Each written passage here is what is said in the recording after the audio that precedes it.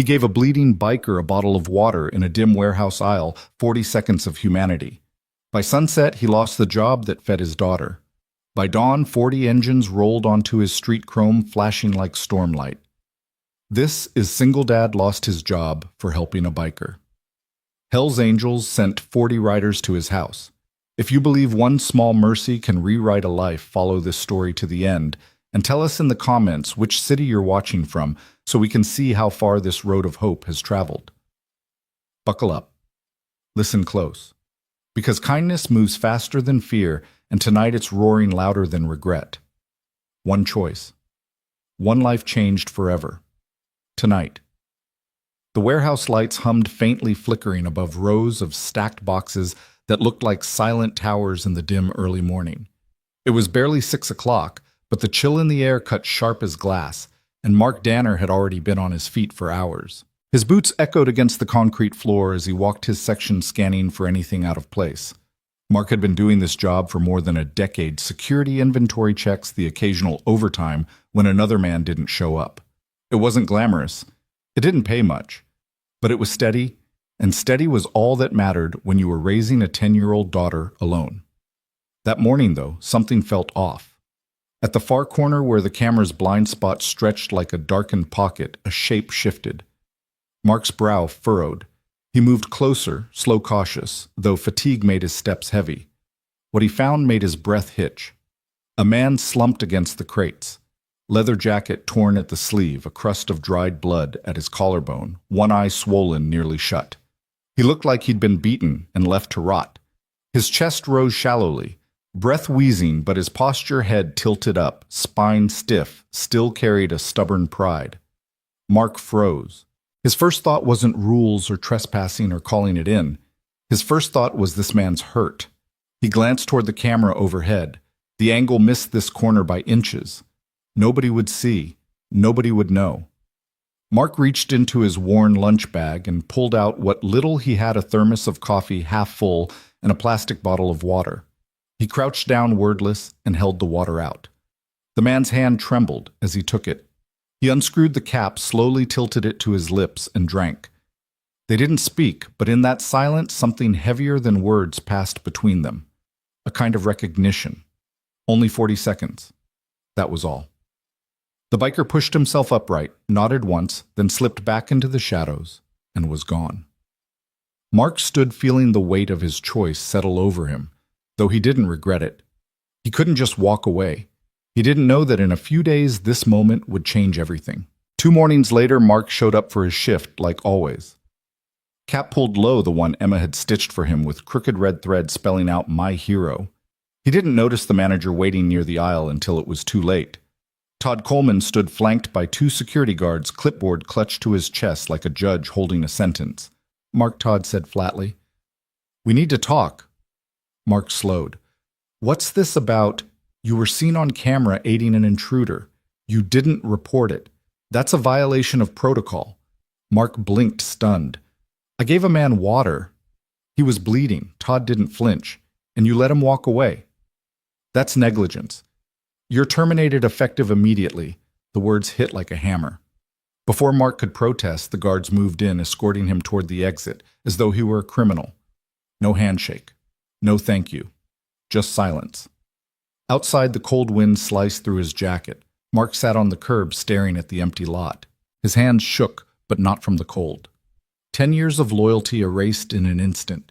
His thoughts spiraled. How would he tell Emma?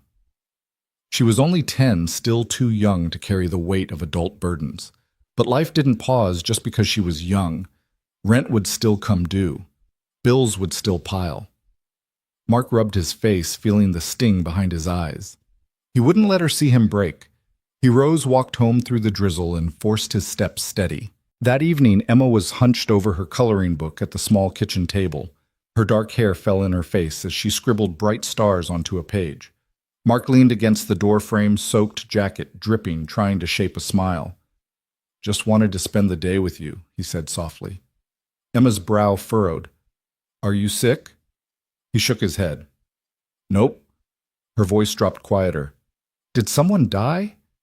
Mark gave a weak laugh. "No bug." "Nothing like that." She paused, eyes searching his face. Did we get fired? His heart cracked. She always said we never you, because in her mind they were in this together. Mark nodded once. Emma slid off her chair and wrapped her arms around him tight, her voice muffled against his jacket. It's okay. You're still my hero. Mark closed his eyes, clinging to her small frame like an anchor in a storm. Later that night, while Emma slept under her ceiling stars that glowed faint green in the dark, Mark sat at the table staring at unopened envelopes. Bills, notices. He rubbed the bridge of his nose, fighting the pressure building in his chest. He didn't cry, but he came close. Then faint at first he heard it. The low, distant rumble of motorcycles. He stilled. It grew louder like a rolling storm of engines weaving together. The sound built, echoing through the quiet neighborhood. Mark rose, walked to the window, and pulled the curtain aside. Headlights cut through the dark. One by one, motorcycles lined the street outside his small rented home. Not 2. Not 10. More than 40. Chrome glinted beneath the street lamps. Leather jackets bore insignias most neighbors wouldn't recognize, but Mark understood enough these weren't just random riders. Emma stirred in her room, footsteps padding softly. "Daddy," she whispered. Mark turned heart-pounding, shielding her behind him as he stepped into the doorway. Outside engines idled in unison, the sound vibrating through his chest. And then he saw him. The biker from the warehouse. The man he'd given water to. But this time he stood tall, clean-shaven, no bruises, eyes sharp. He nodded once at Mark, then stepped aside. From the line of riders, a figure emerged. Tall, broad, a silver beard flowing over a black leather vest. His patch glinted under the streetlight. "You helped one of ours," the man said, voice gravelly but calm. Mark swallowed. "I just gave him water," the man smiled faintly. "Exactly. And no one does that anymore." He reached into his vest and pulled out a gleaming silver key, holding it out toward Mark. "Come with us. There's more to this story." Emma peeked out from behind her father's leg, eyes wide. "Are you superheroes?" The silver-bearded man chuckled. "No kid. We're just people who don't forget." The engines rumbled steady as a heartbeat waiting. Mark's hands trembled not from fear, but from not knowing what came next. The sound of 40 engines didn't fade. It pressed against the windows, seeped through the walls, rattled in Mark's chest like a second heartbeat. He stood frozen in the doorway of his small rented home. Emma clutched to his side, her tiny fingers digging into his hand. The silver-bearded man held the key out with a calm patience, as though the entire street weren't holding its breath. Curtains twitched from every house, neighbors whispering, cell phone cameras catching shaky footage. Mark swallowed hard. His instinct screamed to shut the door, to lock it, to keep Emma away from men like this. But the biker's eyes were steady, not wild. Honest.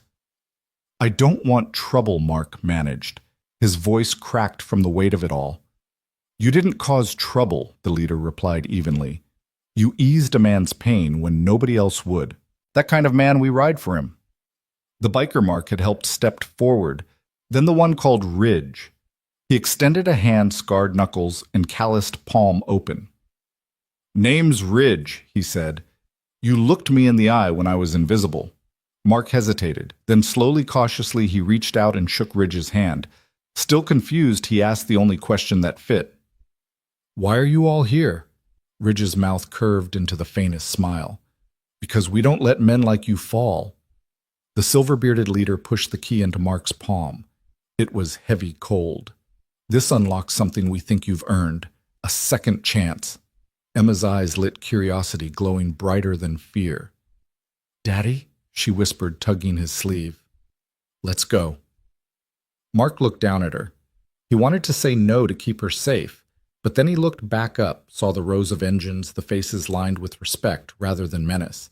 For reasons he couldn't explain, he nodded. The leader gestured toward the back of the line. A black van idled quietly, its engine a steady hum against the thunder of bikes. "Come," he said. Mark took Emma's hand. Together they stepped into the night. The van's door slid open with a soft hiss. Inside sat something Mark hadn't expected, something that stopped him cold. A motorcycle. But not just any. Matte black. Red trim polished to a shine. Lines sleek, clean, powerful. A Harley-Davidson rebuilt with care, gleaming as though it had been reborn from ashes.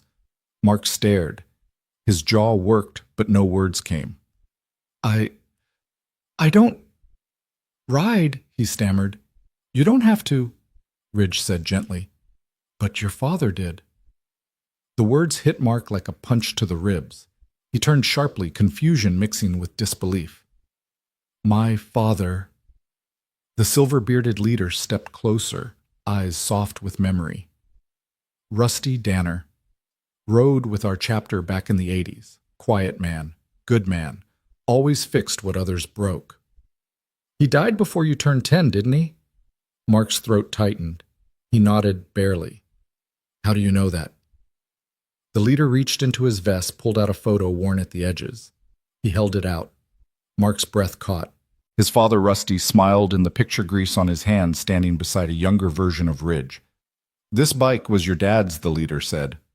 We rebuilt it in your honor. In his honor. Mark's hands trembled as he reached out, fingers brushing the handlebars. It felt like touching a memory. Emma's eyes widened.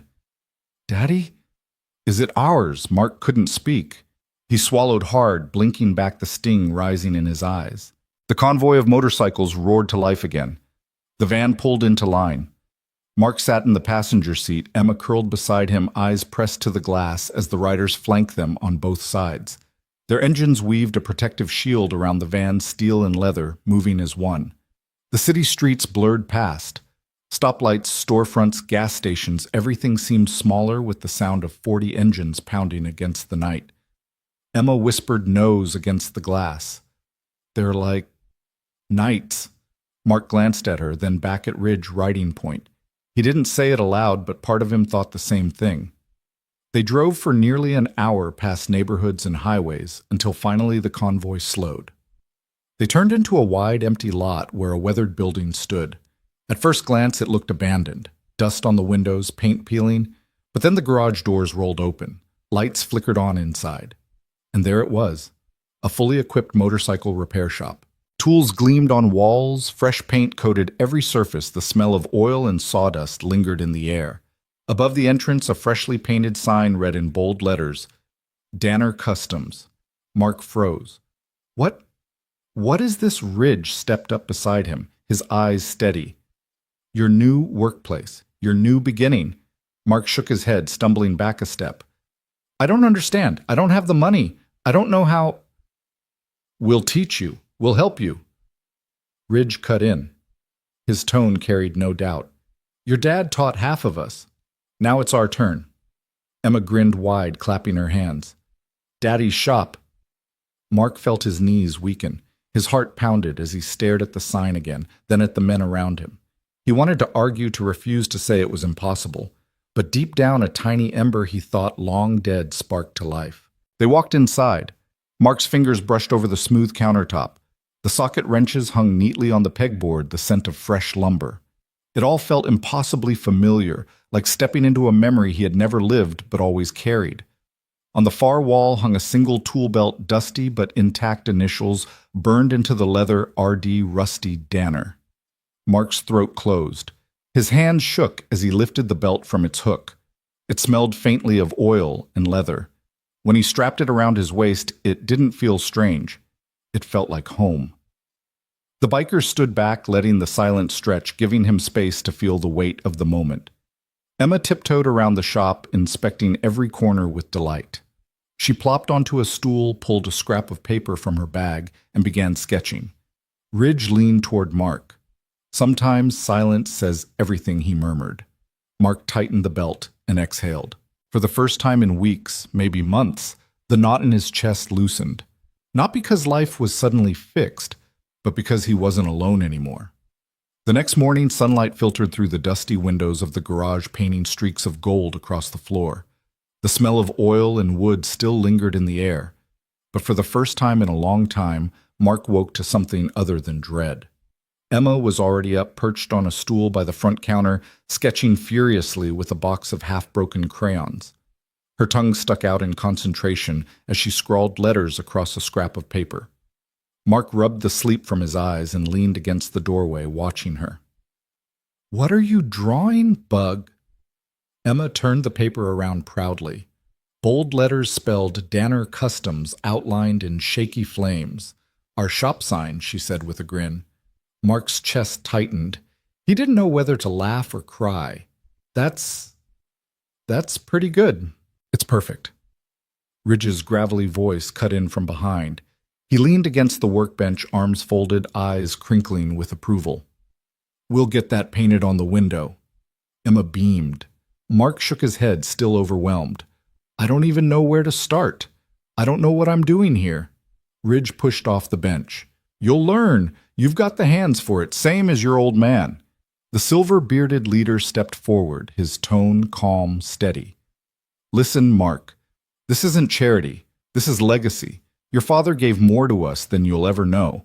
We're not handing you a gift. We're giving back what was always meant for you. Mark lowered his gaze, fingers tugging at the tool belt strapped around his waist. The leather felt heavy, worn, but grounding. I'm not him, No Ridge said simply. You're you, and you're the man who gave a stranger water when the world would have walked away. That's enough. Mark swallowed hard, unable to respond. By midday, the bikers had gone, leaving Mark and Emma alone in the garage. The silence felt strange, heavy, but not unwelcome. Mark wandered the shop, brushing his hand across the polished surfaces, the neatly arranged tools. Every detail screamed of preparation of men who'd thought this through. Bill still waited at home. The world outside hadn't changed. But standing there, he felt something he hadn't in months possibility. The bell above the front door jingled. Mark turned startled as a woman stepped inside. She wore a faded denim jacket, her hair pulled back, fatigue etched into her face. Is this open? She asked softly. Mark hesitated. Not really. Not yet. Her shoulders slumped. Figures. She held up a bike helmet. Chain snapped on my Harley.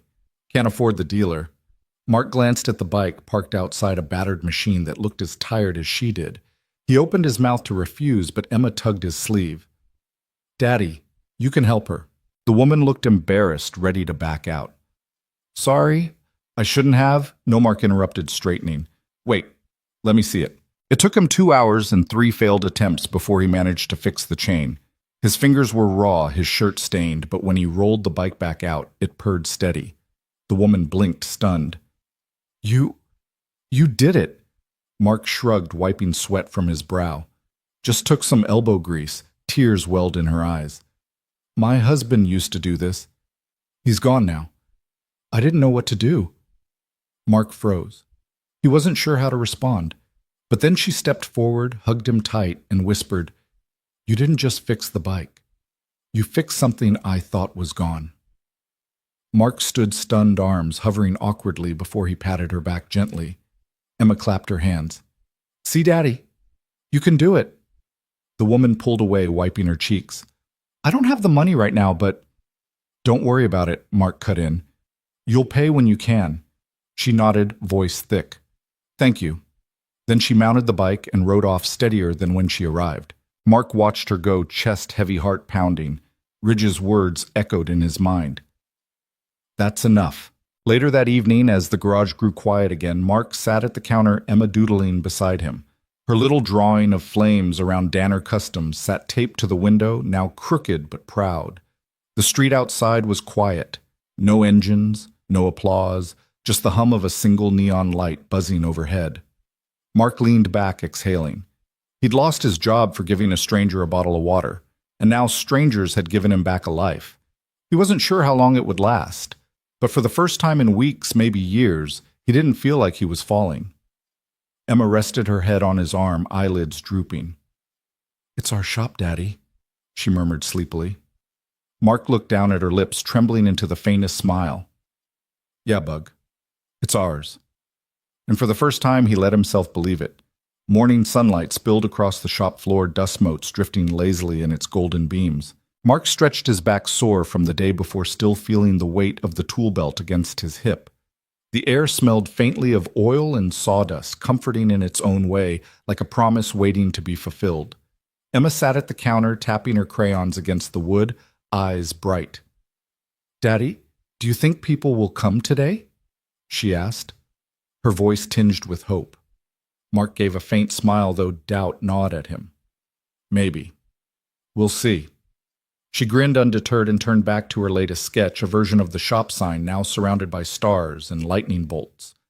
Before Mark could answer, the faint roar of an engine echoed from the street outside. His stomach tightened, unsure whether to expect another customer. Or something else. The door opened, the bell chiming. Ridge stepped in his boots, heavy against the concrete, his presence filling the room. "You survived your first day," Ridge said with a crooked grin. "Barely," Mark muttered. Ridge glanced at the crooked sign Emma had taped to the window. He smirked. "Looks official to me."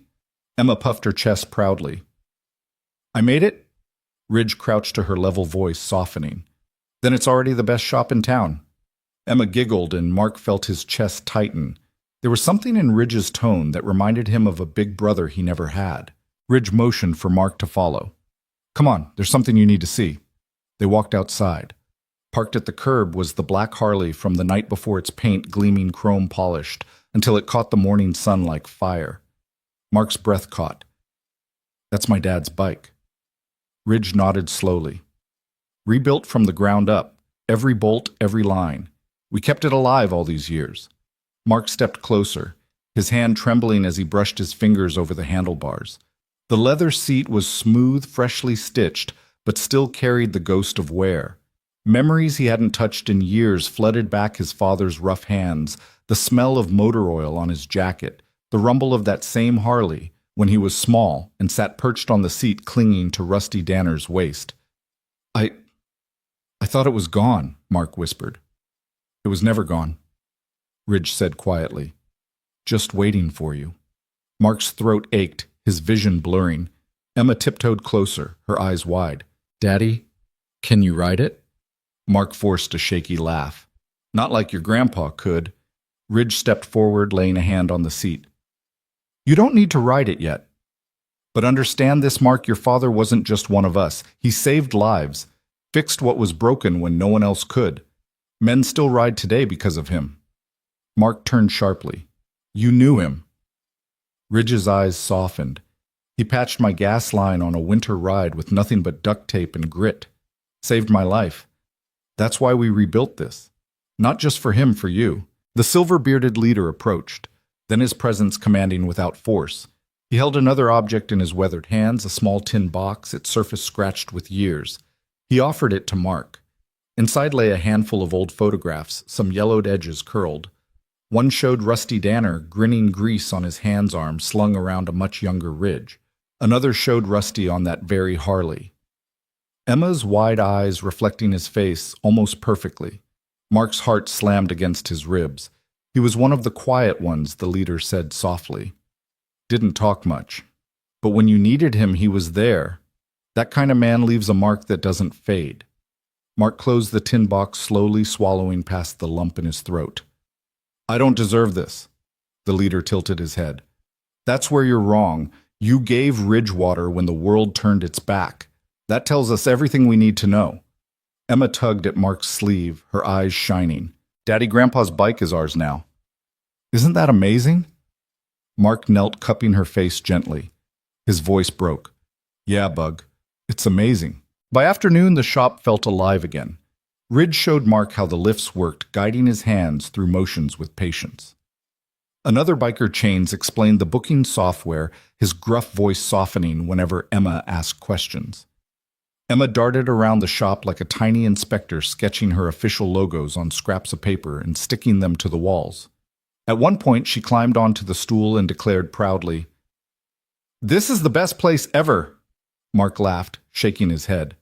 "You're the boss already, huh?" She nodded seriously. "Yep, I'm your partner." Ridge smirked. "Smart kid." "She's right. You're not doing this alone." Mark's gaze swept across the shop, the tools, the bike, the men who stood quietly in his corner. He felt the knot in his chest loosen just a little more. For the first time, he wasn't defined by what he'd lost. He was standing in what he might gain.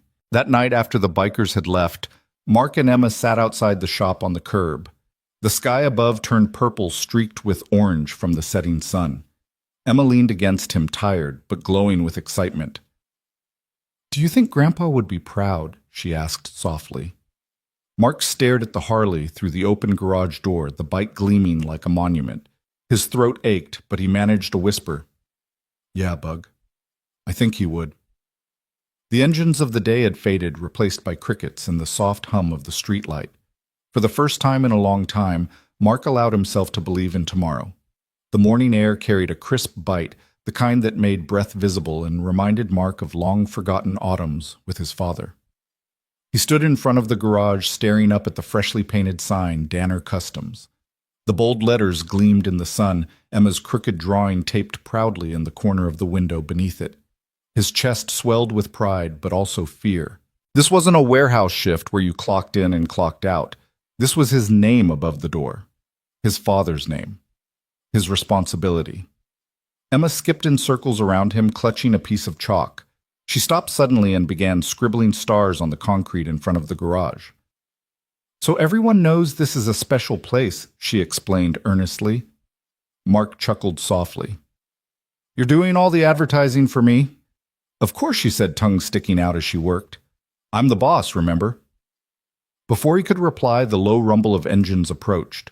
Mark stiffened, the sound still foreign in his quiet street, but when the convoy of bikers came into view, his tension eased. Ridge led the pack, followed by half a dozen riders. They parked with precision engines cutting off in near unison. The silence that followed was almost reverent. "Morning," Ridge called, stepping off his bike. "Morning," Mark replied, wiping his palms nervously on his jeans. Ridge's gaze swept across the shop. "You ready for the next step?" Mark hesitated. "What step?" The silver-bearded leader who'd stayed in the background before walked forward now. His eyes held the weight of quiet authority. "The world already thinks you've got a shop, but now it's time to run it." Mark's stomach twisted. "I told you I don't know how to do this." Ridge's voice dropped, calm but firm. "Then you'll learn, starting today." The bikers spread out, each moving with purpose. One checked the lifts, another organized the tool wall. Chains booted up the booking software, his thick fingers surprisingly nimble on the keyboard. Emma sat on the counter, swinging her legs as she watched with wide eyes. "It's like a team of superheroes," she whispered. Mark swallowed. "Or troublemakers," he muttered, though he couldn't deny the way the shop seemed to pulse with life under their hands. Ridge walked him through basic repairs, showing him how to strip a chain, how to listen for the subtle whine of an engine about to give. His voice carried the rhythm of a man who'd spent a lifetime with machines. "You don't fix bikes with just your hands," Ridge said, tapping Mark's chest. "You fix them with this. You listen." Mark tried fumbling at first, but every mistake was met with patience instead of scorn. Ridge guided his grip, adjusted his stance, taught him when to use force and when to ease off. For the first time in years, Mark felt like a student again. Not the kind who failed tests or disappointed teachers, but the kind who was trusted to learn. By midday, sweat dripped down his temples, grease stained his shirt, and his arms ached. But when Ridge stepped back, nodding approval, a flicker of pride surged in Mark's chest. Emma hopped off the counter, running to hug his waist. "You did it! Daddy?" Mark laughed, wiping oil across his forehead. "Barely." "You'll get better," Ridge said. "Your father was the same way. First time he tried fixing a carburetor, he nearly set it on fire." Mark blinked. "You're kidding." Ridge's grin widened. "Not one bit. But he learned, and so will you." The silver-bearded leader stepped forward, then his gaze steady. "This place is more than tools and steel, Mark. It's a bridge between what your father left behind and what you'll build now." Mark opened his mouth to argue, but Emma spoke first. "He can do it. He's my hero." The men chuckled, the sound rough but warm. Mark felt his throat tighten, emotion threatening to spill. That afternoon, as the bikers prepared to leave, Ridge clapped Mark on the shoulder. "Be ready tomorrow. You'll have your first customer." Mark blinked. Already Ridge smirked. Word travels fast. When the engines roared back to life and faded into the distance, silence settled again. Mark leaned against the counter, rubbing his temples. His body ached, but it was a good ache, the kind that came from work that mattered. Emma taped another sketch to the wall, a stick-figure family standing in front of a giant motorcycle, all smiling. Above it she wrote in uneven letters, "Our shop." Mark stared at it for a long moment. Then he whispered, almost to himself, maybe this really is ours. The next morning, he arrived early. He wiped down the counter's polished tools, tried to make the space look less like a gift and more like his own. His nerves buzzed like live wires. The bell over the door jingled. A woman stepped in, tired eyes faded jacket, a helmet dangling from her fingers. Her voice shook slightly. Is this place open? Mark hesitated, heart pounding. This was it. He straightened, met her eyes, and said, yes, we're open.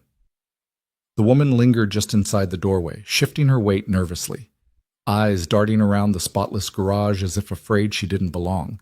The smell of oil and new paint filled the silence between them. Mark wiped his palms on the rag tucked into his belt, trying to look confident, though his stomach churned. What's the problem with the bike? He asked, his voice steadier than he felt.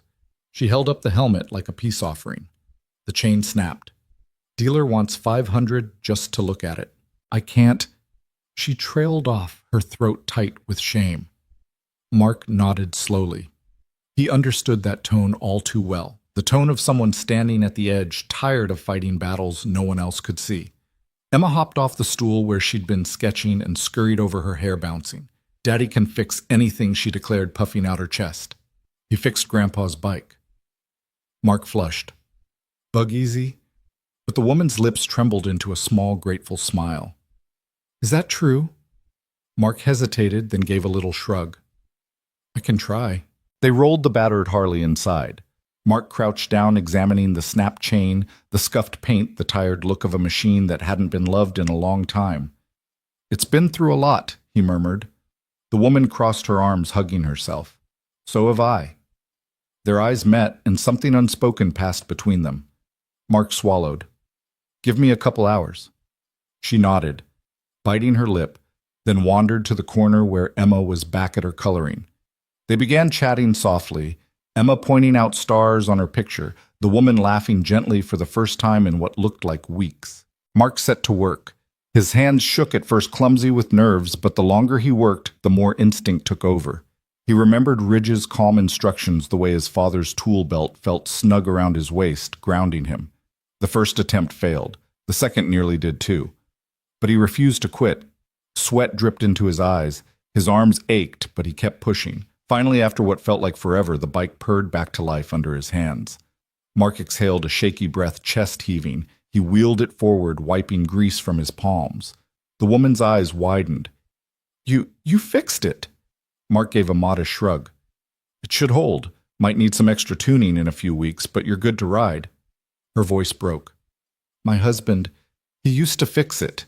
He's gone now. I didn't think I'd ever hear it run again." Mark froze, unsure what to say. But then she stepped forward, suddenly wrapping her arms around him. The hug was fierce, desperate, grateful. "You didn't just fix the bike," she whispered against his shoulder. "You gave me something back I thought was gone." Emma clapped her hands, grinning from ear to ear. "Told you Daddy could do it." Mark chuckled softly, his chest tight with emotions he couldn't name. The woman pulled back, wiping her cheeks quickly. "I don't have the money right now. I'm so sorry." "Don't worry about it," Mark interrupted gently. "You can pay when you can, or not at all." Her lips trembled. "Thank you. Really." She strapped on her helmet, mounted the bike, and rode off the engine, humming smoother than it had in years. Mark stood in the doorway, watching until she disappeared down the street. Later that evening, Ridge returned. He found Mark leaning against the counter, Emma asleep beside him, with crayons still clutched in her fingers. Ridge glanced at the empty space where the bike had been. First customer Mark nodded, weary but proud. She couldn't pay. "I told her not to worry." Ridge smiled faintly. "That's the way your old man did it too. Sometimes payment ain't in dollars." Mark's throat tightened. "I don't know if I can do this, Ridge. Bills don't wait." Ridge leaned in, voice low but firm. "You'll figure it out. You've already started, and you're not alone in this." Mark exhaled slowly, glancing at Emma curled against his arm. For once, he let the hope flicker without smothering it. Over the next few days, word spread quietly. One customer became 3. 3 became 5. Each story different: a father needing his bike to get to work, a college kid who couldn't afford the dealer, an older vet who just wanted his machine to run one last summer. Mark worked late into the nights, his hands blistered, his body aching. But each time an engine roared back to life, each time a face lit up with relief. Something inside him healed too. Emma decorated the counter with her drawings, each one brighter than the last. "It looks official now," she told him proudly. Mark smiled faintly. "It does." One evening, just as Mark was closing up, the bell jingled again. A boy no older than 17 stood in the doorway pushing a half-broken scooter. His sleeves were rolled up, his eyes darting nervously like a stray dog expecting to be kicked. Mark frowned. "You okay, kid?" The boy hesitated. It won't start. I need to get to work." Mark stepped closer, crouching beside the scooter. "What's your name, Eli?" the boy muttered, avoiding his gaze. Mark glanced up, catching the bruised shadows beneath his eyes, the weariness that didn't belong on someone so young. "All right, Eli," he said gently. "Let's see what you've got here." Eli shifted his weight uneasily, one hand gripping the scooter's handlebar like it was the last thing tethering him to the world. His clothes were thin for the weather, his sneakers frayed, and though he tried to stand tall, Mark could see the exhaustion written in every slouch of his shoulders. Emma peeked from behind the counter, her eyes wide with curiosity. She tilted her head, whispering, "Daddy, he looks hungry." Mark gave her a small nod, then turned back to Eli. "Where are you headed?" The boy shrugged, his gaze fixed on the floor. "Night shift at a diner. Bus stops running after 11. I'll get fired if I don't make it." Mark crouched down by the scooter, running his fingers along the rusted frame. The thing was a mess, wiring, frayed engine caked with grime bolts loose. Most people would have tossed it. "You keep this thing running by yourself?" Mark asked. Eli gave a little shrug, shame flickering across his face. "Best I can. Learned from YouTube." Mark let out a breath through his nose. "Not a bad start, but it needs more than duct tape and prayers." For the next hour, the garage filled with the smell of oil and the scrape of metal on metal. Mark worked steadily, guiding Eli's trembling hands through the steps. "Hold this wrench steady," Mark said, demonstrating. "Don't force it. Let it give." Eli followed, clumsy at first, but quick to learn. Sweat dripped down his temple, but his focus didn't break. Emma hovered nearby, handing them tools when they needed, her small face glowing with the importance of helping. At one point, Eli muttered, "Nobody's ever shown me this before." His voice cracked on the words, as though admitting it was harder than the work itself. Mark glanced at him. "Well, now someone has." The boy swallowed, blinking rapidly as he tightened a bolt. When the scooter finally coughed to life, its engine sputtering but running, Eli's jaw dropped. He stood frozen, staring at it as though it were a miracle. "How much?" he asked quickly, panic in his eyes. "I don't have." Mark held up a hand. "Nothing. You don't owe me." Eli shook his head. Disbelief etched into every feature. "That's not. People don't do that. Not for me." Mark studied him. The shadows under his eyes, the gaunt cheeks, the way his hands shook even now. He saw something painfully familiar, the look of someone who'd been left behind too many times. "You looking for something steadier?" Mark asked, wiping grease from his hands. "We could use a hand sweeping up running errands. Nothing fancy. But it's honest work." For the first time, Eli's eyes lifted to meet his. They glistened. "You'd hire me?" Mark shrugged casually, though his chest tightened. "If you want it." The boy nodded hard, his throat working. "Yeah, I want it." Emma squealed, clapping her hands. "Now we're a team." Eli let out a shaky laugh, one that sounded unused to joy. Later that evening, when Ridge stopped by, Mark told him about Eli. The biker leaned against the doorframe, arms crossed, watching the boy sweep diligently each movement, careful as though he didn't want to break whatever fragile chance he'd been given. "He reminds me of someone," Ridge murmured. Mark didn't ask who. He already knew. Over the next week, life inside Danner Customs began to take on rhythm. Customers trickled in, sometimes with busted chains, sometimes with engines that hadn't run in years. Mark tackled each job with grit and growing confidence. Eli shadowed him, soaking up every word, his posture slowly shifting from wary to steady. Emma became the shop's little ambassador. She greeted customers at the door, taped her drawings proudly to the walls, and sometimes perched on a stool to supervise, her voice filled with authority. One afternoon, she presented Eli with a drawing of their trio, Daddy, Emma, and Eli, all standing beneath the glowing sign. At the bottom, she scrawled "Family Team." Eli stared at it for a long time before tucking it carefully into his backpack, as though it were treasure. But while inside the shop life grew brighter, outside the world still whispered.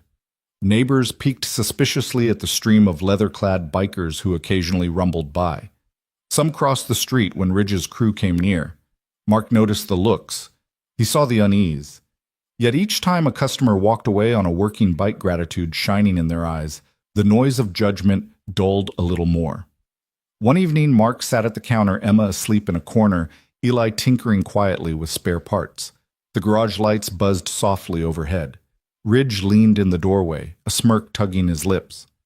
"Word's getting out. People are talking about you." Mark frowned. "What are they saying, that you fix what others give up on?" Ridge replied simply. Mark let the words sink in. They carried weight heavier than the tool belt at his waist. A week later, the truth of Ridge's words hit him full force. It started with a single photograph posted online, a snapshot of Emma's crooked flame-covered logo taped to the shop window. Beneath it, someone had written, "Best mechanic in town with the kindest heart. Helped my brother for free when no one else would." Within days, the image spread. Local biker forums, community groups. Even a news outlet picked it up, dubbing him the man who fixes what others forget. Mark felt the shift. Calls increased. Customers lined up. And with each engine repaired, each life touched, the garage grew less like a miracle and more like home. The bell over the garage door jingled non-stop that following week. It was as if Emma's little drawing on the window had become a beacon, pulling people who had all but given up hope on their bikes straight into Danner Customs. Mark barely had a chance to breathe. He spent his days under hoods, bent over chains, his fingers blackened with grease, sweat dripping into his eyes. Yet with each job completed, with each engine sputtering back to life, he felt something stirring inside him, a sense of purpose he hadn't felt in years. Emma, meanwhile, had transformed into his self-appointed secretary. She greeted every customer with a firm, "Welcome to Danner Customs." Her drawings decorated the counter, the walls, even the tool pegboard. When people laughed at her flame-colored letters, she only puffed her chest out and declared, "That's our brand." Eli swept diligently, fetched tools, and slowly began trying his hand at small repairs under Mark's watchful eye. He still flinched whenever someone raised their voice too loud, but the shadows under his eyes had begun to fade. One evening, as Mark closed up shop, he stepped outside into the cool dusk air. Ridge leaned against his bike at the curb, arms crossed, watching him with an unreadable expression. "You're making waves," Ridge said. Mark frowned. "That good or bad?" Ridge smirked. "Depends on who you ask. But around here it's good." The next morning, as Mark adjusted a carburetor on a beat-up Yamaha, the bell jingled again. This time, the man who stepped through the door stopped Mark cold. Todd Coleman, the warehouse manager. The man who'd fired him without hesitation. He looked out of place in the garage, his pressed shirt, wrinkled tie loosened, face pale. His eyes darted across the walls, the tools, the logo taped proudly to the window.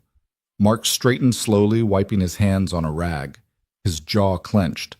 "Didn't expect to see you here." Todd swallowed. "Neither did I." Ridge emerged from the office, arms folded. His presence filled the room with quiet threat. Todd stiffened but pressed on. "I heard rumors," Todd said carefully, "that you were working with criminals. I had to see for myself." Mark's brows knit. "Is that what you told yourself when you fired me, that I was dangerous for handing someone water?" Todd's face flushed. He shifted, avoiding Mark's gaze. Corporate reviewed the footage. They said, "I acted too fast. You lost your job for something decent. I didn't protect you. I just covered my own back." Silence stretched heavy in the garage. Emma peeked from the counter, her small voice cutting through the tension. "He is a hero. You were wrong." Todd's throat worked. He nodded slightly. Shame etched deep. "I know." For a moment, Mark said nothing. His chest ached with the memory of that cold morning, the humiliation of being marched out like a criminal. He had every right to spit venom back, but instead he exhaled slowly. "Thanks for saying it." Todd blinked, clearly startled. He gave a small nod, then turned and left as quietly as he came. The bell jingled behind him. Ridge stepped forward, his tone low. That took more strength than breaking his jaw. Mark managed a faint smile. "I'm trying. That evening, just as the sun dipped below the horizon, another customer appeared. Not in a car, not on a bike, on foot. A boy thin, shivering in the cooling air, pushed a bicycle with bent wheels through the doorway. His sleeves were rolled high, exposing forearms marred with faint bruises. His eyes were sharp but tired, darting like someone too used to being told, "Leave." Mark crouched down, inspecting the bent frame. Rough day. The boy gave a humorless laugh. Rough life. Ridge leaned in the doorway, his gaze narrowing, but he said nothing. Mark looked up at the boy. "What's your name, Eli?" he muttered. Emma bounded over, curious. "We already have an Eli." The boy gave her a blank stare, then cracked the faintest smile. Mark studied him carefully. "All right, Eli, let's see what we can do." The repair wasn't complicated. What was complicated was the silence that hung in the room. Eli finally broke it, voice rough. "I'm 17. No family. Sleep behind the library most nights. 2 part-time jobs. Scooter broke, so I walk." Mark's chest tightened. He recognized the hollow tone of someone fighting to stay upright when the world had already written him off. When they finished, Eli touched the working scooter like it was a fragile miracle. "How much?" he asked quickly, panic flickering in his eyes. Mark shook his head. "You don't owe me." Eli's face twisted with disbelief. "Nobody does that. Not for me." Mark met his gaze steady. "Then maybe it's time somebody did." The boy blinked rapidly, his lips parting like he wanted to say more but couldn't. "Look," Mark added, "if you're looking for steadier work, we could use a hand around here. Sweeping the lot, fetching parts. Nothing fancy." For a long moment, Eli said nothing. Then his voice cracked. "You'd give me a chance?" Mark shrugged. "Everyone deserves one." Eli's throat worked as he nodded hard. Then, "I'll take it." Emma cheered, throwing her arms around him in a hug that startled him so much he laughed an awkward, rusty laugh, but laughter nonetheless. That night, when the lights dimmed and the garage finally quieted, Mark sat at the counter, head in his hands.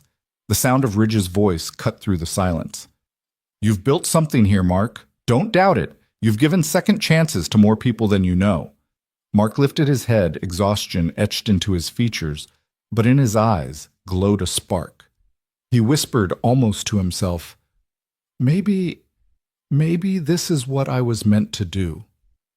The Harley in the corner caught the last glint of the setting sun, shining like a reminder of everything he thought he had lost, and all he was beginning to find. The morning began with a knock at the shop door, long before opening hours. Mark blinked awake from his makeshift cot in the corner office, the faint smell of oil and sawdust still heavy in the air. Emma stirred on the couch, hair sticking up in every direction. Mark dragged himself up, rubbing sleep from his eyes, and pulled the door open. A woman stood there with a cell phone in her hand, grinning. "You're trending?" she announced. Mark frowned, confused. "I'm what?" She flipped the phone around. On the screen was a photo of his shop window, Emma's crooked flame-drawn logo taped proudly at the glass. Beneath it, bold letters read, "Best mechanic in town with the kindest heart. Helped my brother for free when no one else would." Mark blinked. His stomach tightened. "Who posted this?" "Doesn't matter," she said with a smile. "It's everywhere now. Facebook groups, biker forums, even the local paper shared it." Before Mark could respond, the faint rumble of engines drew closer. A pair of bikes pulled into the lot, followed by a battered pickup. Strangers climbed out, tools in hand, smiles wide. Emma rushed out barefoot, her pajama shirt hanging loose. "Daddy, we're famous!" Mark stared at the vehicles lining up, heart pounding. This wasn't just word of mouth anymore. The story was spreading. By noon, the garage buzzed like a hive. Customers came in one after another, some for repairs, some just to see the man from the story. A mother with 2 kids thanked Mark for fixing her brother's scooter for free. A veteran shook his hand silently, his eyes glassy with gratitude. Emma played hostess, passing out juice boxes she'd smuggled from their fridge at home. Eli worked harder than ever, his hands blackened with grease, his pride unmistakable each time a customer nodded at him. Mark tried to keep up, but part of him felt unmoored. How had this happened so fast? The bell jingled again, and this time Mark froze. Standing in the doorway was Todd Coleman. Todd looked smaller, somehow stripped of the authority he once wielded. He glanced around the packed garage, the bustling energy, the customers smiling at Emma's drawings on the wall. His jaw clenched, shame written deep across his face. Mark crossed his arms, grease-stained rag clenched tight. "What are you doing here?" Todd shifted uncomfortably. I came to see it for myself. Didn't think it was real." Ridge stepped out from the back office, his presence filling the room with quiet steel. He didn't say a word, just stood there, arms folded, making Todd squirm harder. Todd swallowed. "Mark, I need to apologize. Corporate reviewed the footage from the warehouse. They said I acted too fast. Said, I cost you your job for no good reason. You were just helping someone. And I didn't protect you. I was scared for my own neck." The garage fell silent. Even Emma stopped mid-doodle to stare. Mark's chest tightened. Images flashed through his mind, being marched out by guards. The humiliation of standing in the cold lot. Emma's little voice whispering, "It's okay. You're still my hero." He had every reason to lash out, to throw Todd's words back in his face. Instead, he let out a slow breath. "Thanks for saying it." Todd's eyes flickered with surprise. For a moment it looked like he wanted to say more, but he didn't. He just gave a stiff nod and slipped out the door, leaving the bell to jingle softly behind him. Ridge smirked faintly. "Redemption doesn't always roar, huh?" Mark wiped his hands on his rag. "Sometimes it whispers." The rest of the day blurred with repairs laughter and the low thrum of engines pulling in and out. By closing time, the garage was quieter, but Mark's head still spun from everything that had happened. Emma yawned, curling up on the office couch, with her markers scattered around her. She'd drawn another picture, this one of Ridge and the silver-bearded leader standing guard outside the shop, their bikes like shining steeds. Mark smiled faintly, brushing her hair back. He turned to Eli, who was tidying tools with a focus that seemed almost desperate. "Hey," Mark said gently. "You did good today." Eli glanced up, startled. Then a slow smile spread across his face, small but real. "Thanks." Ridge leaned against the counter, his eyes watching both of them. "This place, it's turning into more than a garage." Mark raised an eyebrow. "What do you mean?" Ridge's voice dropped low. "It's turning into family." Mark swallowed hard, his throat tight. For the first time since losing his warehouse job, since his life had collapsed, he let himself believe it. The cold bite of late autumn drifted in through the half-open bay door, turning the shop's breath into steam.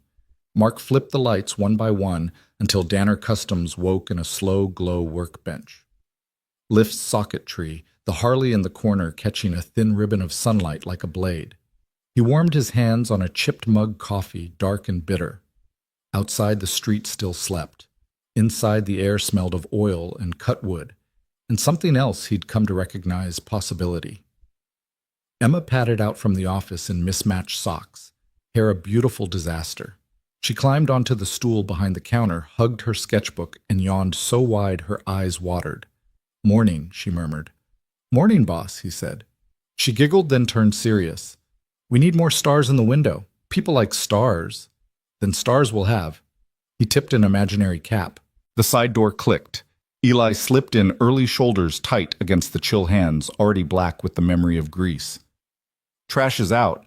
I'll sweep the lot," he said, not waiting for permission, not wanting to be a problem. "Eat first," Mark said, sliding a brown paper bag across the counter. "The diner sent these." Eli peered in.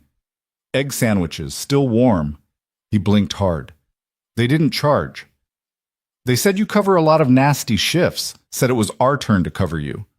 Eli's throat worked. He nodded, swallowing gratitude that still felt new in his mouth. Engines stirred outside.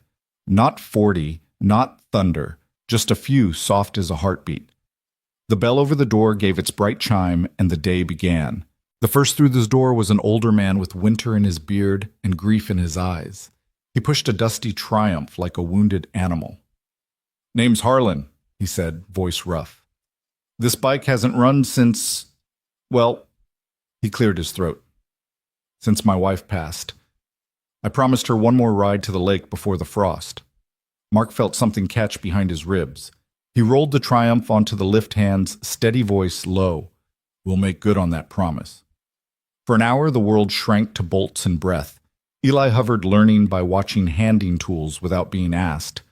Harlan stood back, hands in pockets, staring at the floor as if memories were scattered there like screws. "Try it," Mark said at last. Harlan climbed on. The engine coughed, stalled, coughed again. Mark adjusted a line, nudged the throttle, listened the way Ridge had taught him. Ears, not just for sound, but for stories machines tell when they're almost ready to forgive you. Now.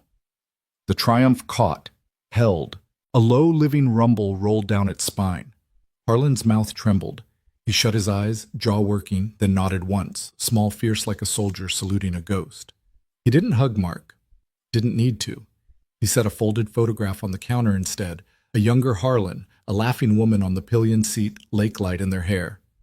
"Thank you," he said. "You fix more than a bike."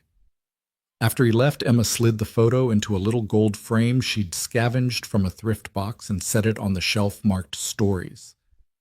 "That's what we keep," she announced. "Not the money. The stories." Mark looked at Eli. Eli looked back. Both men nodded. The girl was right. By noon, the bell had chimed so many times it sounded like a tiny church service. A single mom who delivered groceries on weekends. College kid with a scooter that squealed like a kettle whenever he hit 20.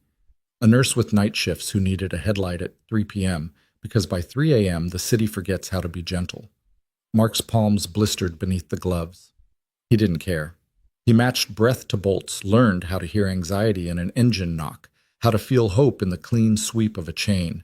At some point, Ridge drifted in and took up space the way mountains do, quiet, inevitable. He didn't announce himself. He just set a box of parts near the pegboard, poured coffee into a paper cup, and started teaching Eli how to listen with fingertips, not just ears. "Pressure's not your enemy," Ridge said, guiding the boy's hand. "Panic is. Breathe, then turn." Eli tried again. The stuck bolt relented with a soft, decisive sigh. He jerked his head up, startled, then grinned like a kid seeing snow for the first time. See, Ridge's mouth barely moved, but the pride was a sunrise. "It's not magic. It's respect." Emma clipped a star sticker to Eli's shirt.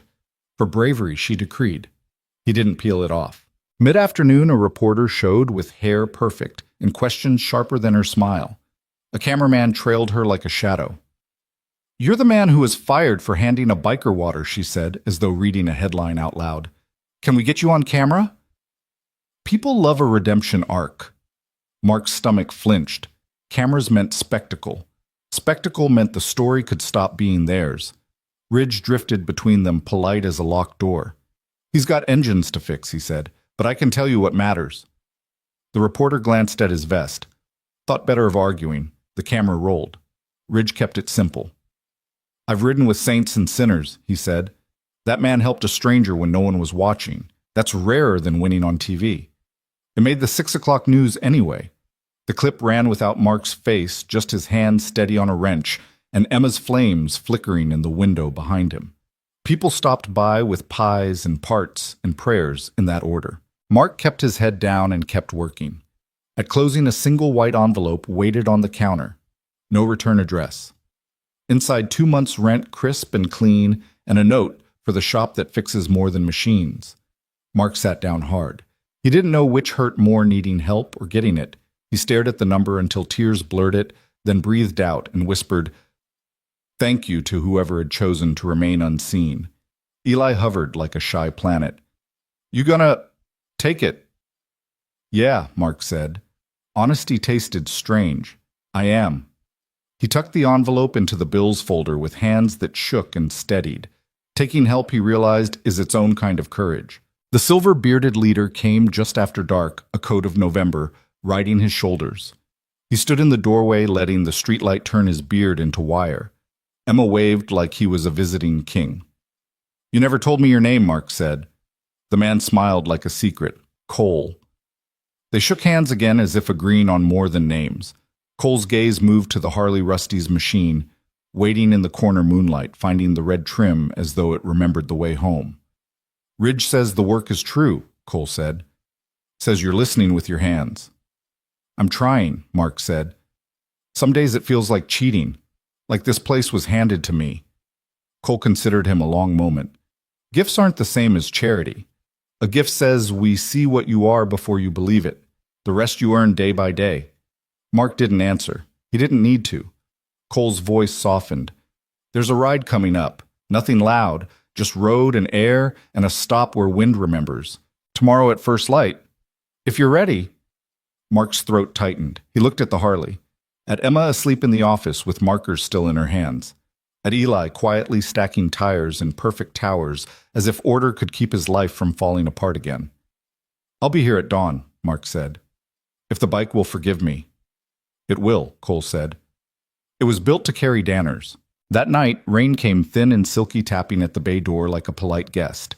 Mark rolled the Harley closer, set a tarp just so, and stood staring at the initials burned into the old tool belt on the hook RD. He touched the leather. It was warm from the day's work. He whispered what he hadn't been able to say as a boy at a graveside he barely understood. I'm trying, Dad. The rain answered in soft applause.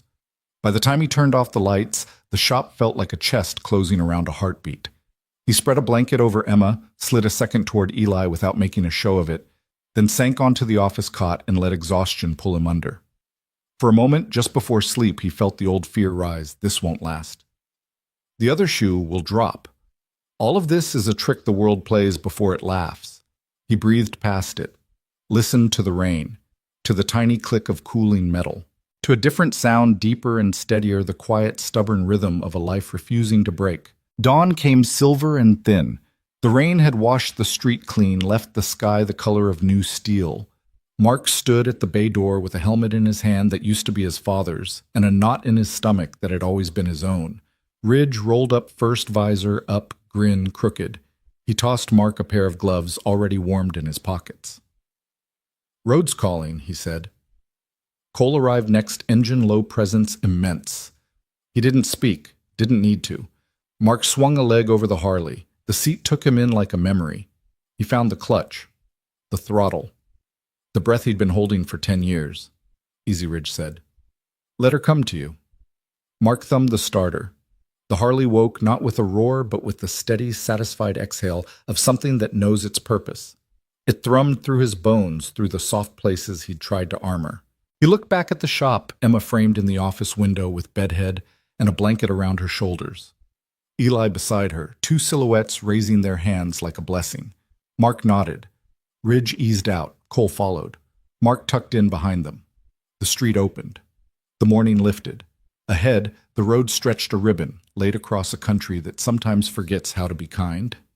He rolled on the throttle. The bike answered. Not loud, not angry, true. And as the three of them slipped into the clean light of a new day, Mark felt it fear, yes, but also something bigger, something truer, a quiet readiness for wherever the road would ask him to go next. Tomorrow there would be customers and bills and busted parts and people who needed saving in ways that don't make the news. Tomorrow he'd keep fixing what others gave up on. But today he rode. The road stretched out like a ribbon of steel under the pale dawn, the Harley humming steady beneath Mark. Wind whipped against his jacket, crisp with the last bite of autumn. And for the first time in years, he wasn't just moving forward, he was riding with purpose. Ridge kept pace on his left, Cole on his right, the three of them a triangle cut against the horizon. Mark's knuckles tightened on the grips, every vibration running through his bones. Fear prickled under his ribs. He hadn't ridden since he was a boy clinging to his father's waist. But the bike seemed to know him, seemed to remember. Each gear shift settled more naturally, each mile his chest eased. Behind them the town shrank. Houses became fields, fields gave way to winding roads carved through low hills where morning fog clung stubbornly. The engines were the only voices, a chorus that said without words, "You're not alone." They rode in silence for nearly an hour before Ridge lifted a hand signaling. The convoy, just 3 souls, but it felt larger, slowed to a pullout lined with wildflowers bending under the wind. Mark coasted to a stop, boots crunching gravel. He killed the engine, the sudden quiet ringing in his ears. There beyond the field stood a stone marker, weathered but cared for, the engraving clear despite the years. Rusty Danner. Mark's breath caught sharp and sudden. His knees nearly gave. He hadn't been here since he was a teenager, angry at the world too broken to say goodbye properly. Cole stepped closer, voice low. We rebuilt it. For him. For you. For all of us who needed someone like him to remind us what decency looks like. Mark's chest heaved. His fingers fumbled with the helmet strap until he yanked it free, setting it on the grass with trembling hands. He walked forward, heart pounding in his ears.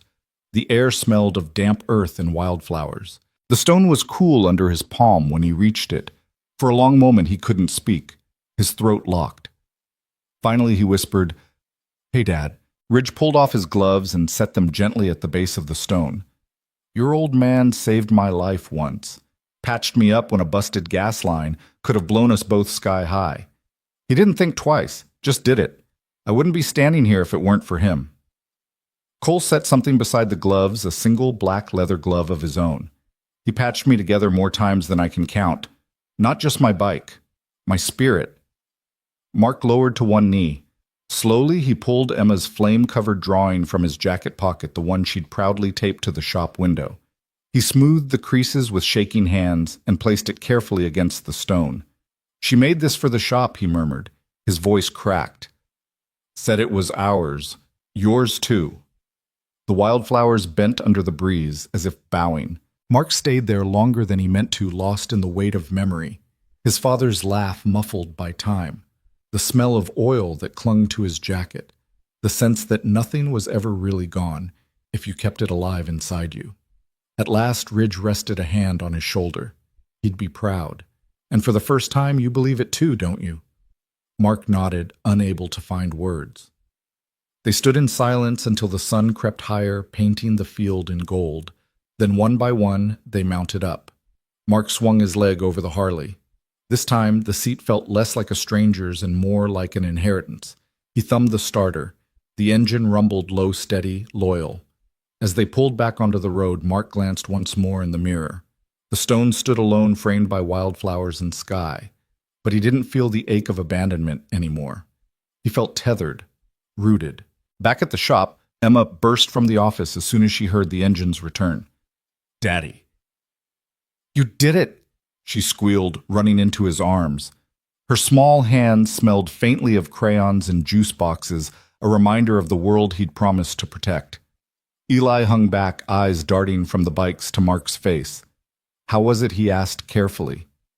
Mark smiled, though his voice shook. "Like coming home." Cole's deep voice rumbled from behind. "Your father rode with honor. Now his son does too." Emma looked up, brow furrowed. "Does that mean Daddy's a superhero?" Ridge chuckled. "Not a superhero kid. Just a man who remembers what matters." Emma leaned her head against Mark's chest. "That's even better." That night after the shop closed and the bikers drifted away, Mark stood in the garage alone. The Harley rested in the corner, its shadow long under the dim light. He brushed a hand along the seat, whispering, "Thank you." Not just to the bike, to his father, to Ridge and Cole, to the world maybe for once choosing not to crush him. For the first time in years, when he looked ahead, the road didn't scare him. It called to him. The week after the ride to his father's memorial, the shop hummed with a rhythm Mark had never known before. The bell over the door chimed steadily from morning until dusk. Tools clinked, engines sputtered, then roared back to life. The air carried a constant perfume of oil, leather, and sawdust. Mark worked with his sleeves rolled, his arms streaked with grease, his heart beating in sync with the machines he coaxed back to life. Each job was more than metal. It was a story. A father fixing his son's dirt bike. A college student desperate to keep her scooter running for class. A delivery rider trying to earn enough for rent. Every time Mark finished, every time he handed back a key, he watched relief, gratitude, or even quiet joy cross their faces. It was addictive in a way nothing else had ever been. Emma made the garage her kingdom. She taped drawings to the walls, added doodles to receipts, and proudly told anyone who'd listen, "We fix what people give up on." She wore an oversized apron Ridge had cut down for her, and though it hung crooked, she paraded around like it was a superhero cape. And Eli, he was different now, too. No longer the jittery, wary boy who crept in like a shadow. He carried himself taller, eyes steadier. When he laughed something that had become more common, it cracked like sunlight through storm clouds. One Tuesday morning, Mark got a call that left him uneasy. Emma's school wanted to see him. His stomach knotted. Parent meetings always meant trouble. He left Ridge and Eli minding the shop and walked Emma to school, her hand warm in his, her chatter a shield against his nerves. Inside the classroom, the teacher smiled warmly. "Mr. Danner, it's nothing bad. In fact, quite the opposite." Mark frowned, unsure. "Then why am I here?" The teacher gestured to a bulletin board. It was plastered with essays and drawings. Emma's work stood at the center. In crayon, she'd drawn him in a shop apron, hands resting on a motorcycle, a little girl in goggles beside him. Above it, she'd written in shaky letters, "My dad fixes what people give up on." Mark's breath caught. His throat closed. The teacher's smile softened. "She's been talking about your new shop non-stop, writing about it in essays, drawing it in art. We'd love to have you come speak at Career Day." Mark froze. "Me speak?" The teacher nodded. "Yes. You've built something meaningful. The kids would benefit from hearing your story." For a long moment, Mark couldn't breathe.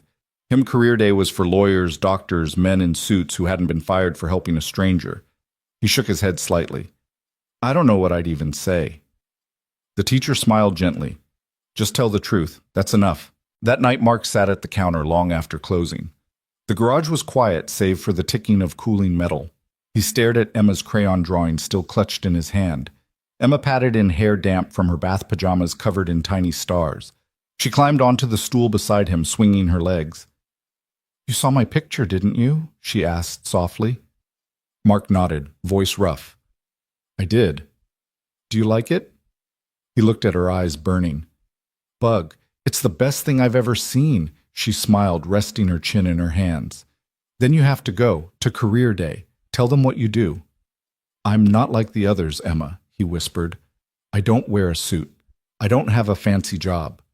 She tilted her head, her voice quiet but firm.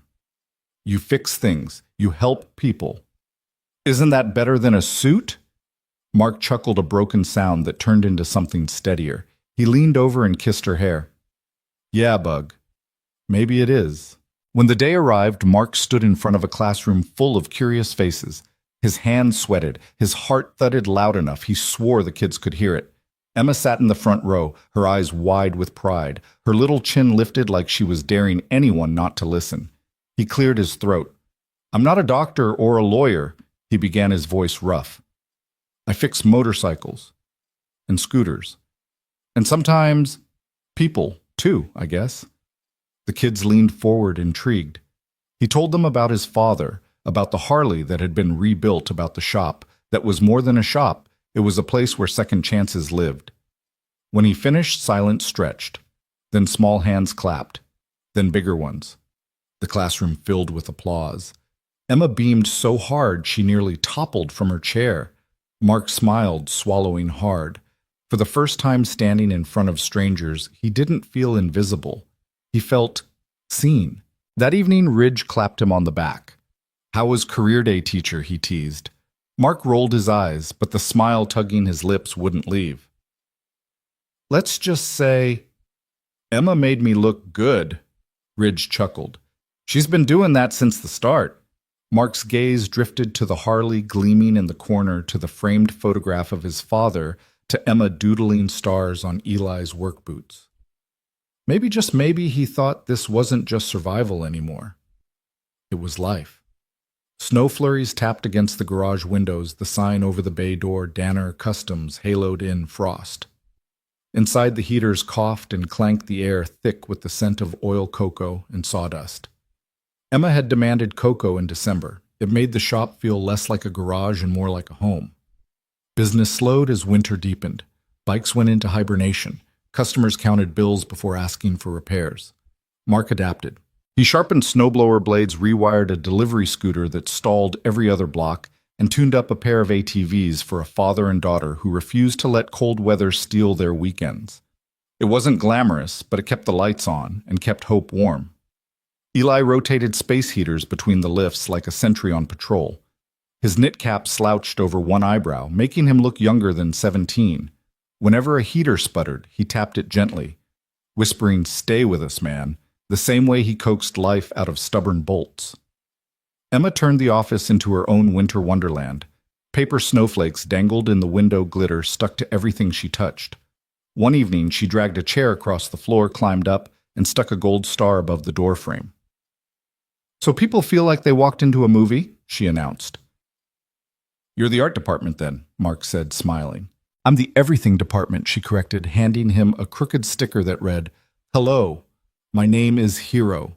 He laughed and slapped it onto his apron where grease stained it by noon. Neighbors brought cookies and tins, each with handwritten notes taped to the lids. Ridge's crew stopped by occasionally to clear the lot trade jokes with Eli and let Emma plaster star stickers on their helmets.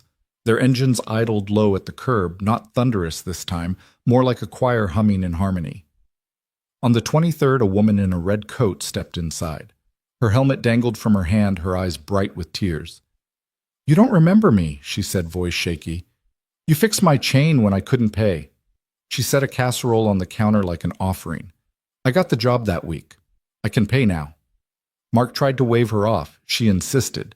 They compromised. She paid in lasagna and laughter, plus a 20 slipped under the tin when she thought he wasn't looking.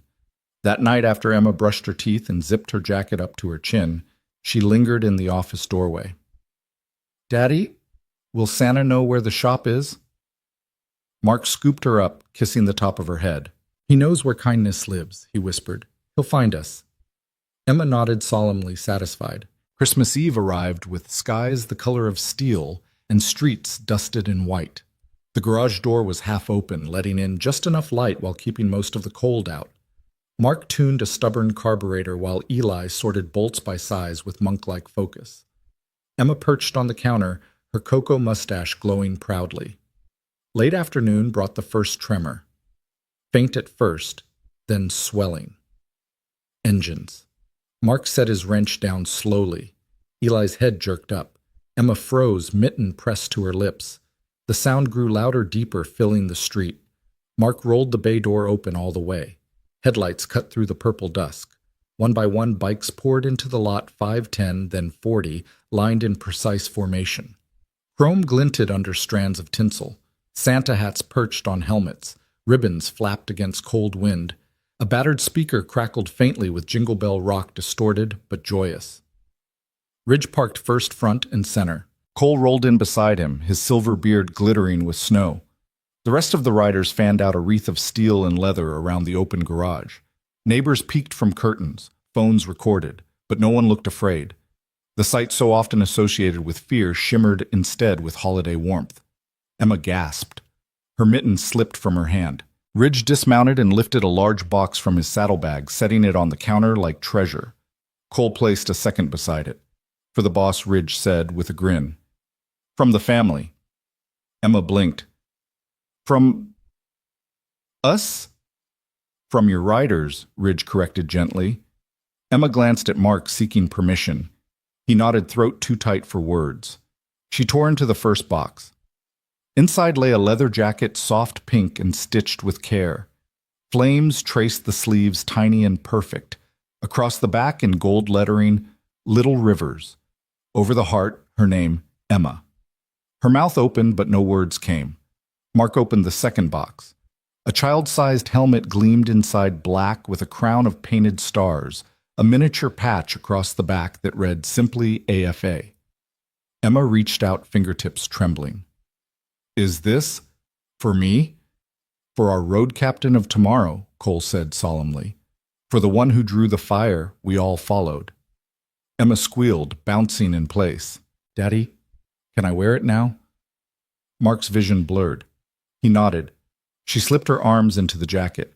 Ridge crouched to help with the zipper, his massive hands uncharacteristically gentle. Mark set the helmet lightly on her head, fastening the strap beneath her chin. "Too heavy?" he asked. She shook her head fiercely. "I'm strong." Cole knelt so his eyes met hers. A jacket means family, little rivers.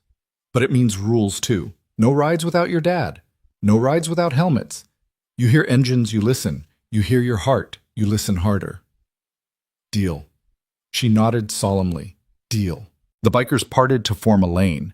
Engines idled low. Emma walked between them, boots crunching, snow jacket glowing against the twilight. The circle of riders cheered not wild, but warm like applause at a graduation. Neighbors spilled onto porches, some humming carols. Someone started Silent Night off key, but sincere. Engines softened their growl, falling into rhythm like a bass line beneath the song. Emma pressed Ridge's horn. It squeaked politely. Laughter erupted, breaking the cold wide open. Mark wiped at his eyes, failing to hide it. He hadn't cried when he was fired. He hadn't cried when the shop opened. But watching Emma stand proudly in that jacket, surrounded by men who treated her like royalty, he nearly broke. Cole's voice rumbled low beside him. "This isn't charity. It's belonging. She wears what you built." Mark nodded, unable to speak. After cocoa hugs and promises, the riders peeled away in twos and threes. Ribbons snapped in the wind, Santa hats flapping. The last to leave were Ridge and Cole. Ridge tipped his hat at Emma. Cole clasped Mark's shoulder and set a small envelope on the counter without a word. When the lot finally emptied, silence rushed back in.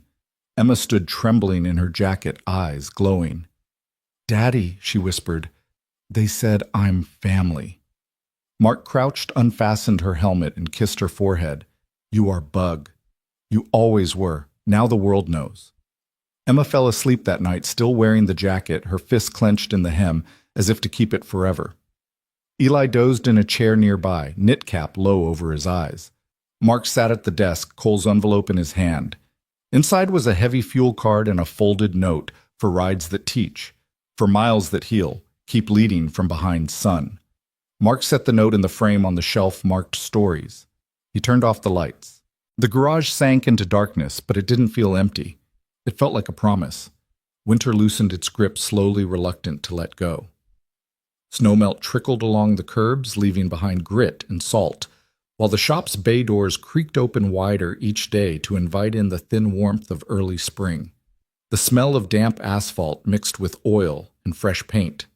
Business picked up again as bikes emerged from storage, their owners eager to hear engines roar after months of silence. Mark worked long hours, sleeves rolled, face streaked with grease and exhaustion. But the ache in his muscles was good. It was purpose, not punishment. Emma turned the office into her own design studio. She taped up drawings of new logos, stars, and flames dancing across the walls. She even started sketching custom paint jobs for customers, her crayons leaving bold streaks of red and gold. "We should offer design services," she declared one morning, her voice serious.